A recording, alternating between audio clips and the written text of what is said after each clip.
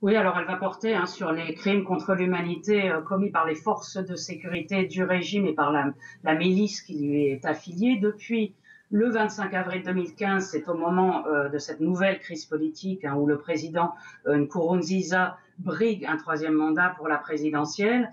Et ce qu'on sait de cette décision qui fait une centaine de pages et qui cadre l'enquête telle qu'elle sera faite, on évoque des meurtres de civils ciblés parce qu'ils étaient membres de l'opposition, des viols, des disparitions, des tortures, des disparitions forcées, des détentions forcées. Et tous ces faits sont basés sur l'enquête faite par Fatou Bensouda, l'examen préliminaire qui lui a permis de déterminer que la Cour était compétente et qu'il était nécessaire d'ouvrir une enquête.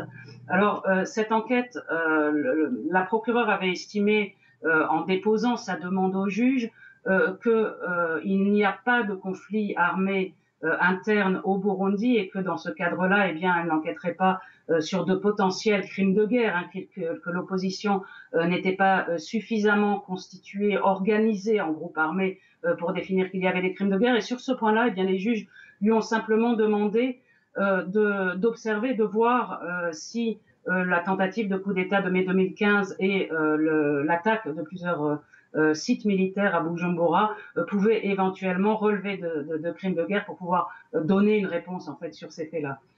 Pour l'instant, le document ne désigne pas évidemment nommément des responsables, mais par contre, il cible particulièrement les services de sécurité Burundi, dont la brigade anti-émeute qui a été créée pendant la crise, et les services de renseignement burundais.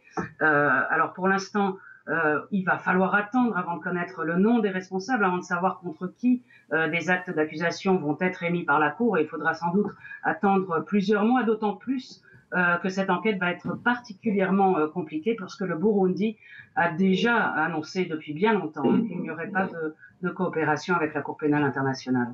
Alors justement, Stéphanie, en quelques mots, je croyais que le Burundi avait quitté la CPI il y a 2 semaines. Comment se fait-il que cette enquête puisse être lancée ?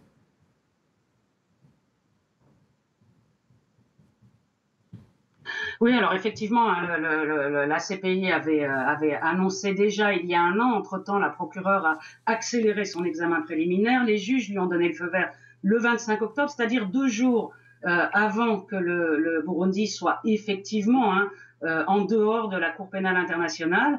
Et ce que les juges ont estimé en rendant leur décision, c'est que d'abord l'enquête pouvait porter sur les crimes commis jusqu'à cette date du 27 octobre, du retrait du Burundi, mais que certains crimes, et en particulier les disparitions forcées, qui sont considérées en droit international comme des crimes qui se poursuivent, puisqu'on ne sait pas quel est le sort qui est réservé aux personnes. Et on sait qu'au Burundi, il y a des journalistes et des militants des droits de l'homme qui ont disparu, dont on ne sait pas quelle est la situation aujourd'hui. Sur ces crimes-là en particulier, la Cour pourra continuer à enquêter, au-delà de cette date de retrait du Burundi.